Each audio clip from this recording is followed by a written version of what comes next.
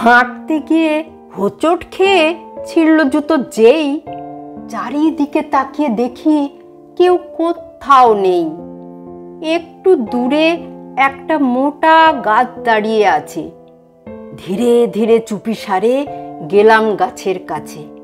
হঠাৎ যে কি মাথায় এলো, গাছের কাছে গিয়ে ছেঁড়া জুতো বেঁধে দিলাম শক্ত দড়ি দিয়ে। চিরকুটেতে লিখে দিলাম গাছের নিচে বসে, এই গাছে যে জুতো বাঁধে বউ থাকে তার বসে। আঠা দিয়ে সেই চিরকুট দিলাম গাছে সেঁটে। দেখতে ভারী ইচ্ছে হলো এর ফলে কি ঘটে। দুদিন পরে পথের ধারে গিয়ে গাছের কাছে দেখি শেষে গাছ বেচারা জুতোই ঢেকে আছে।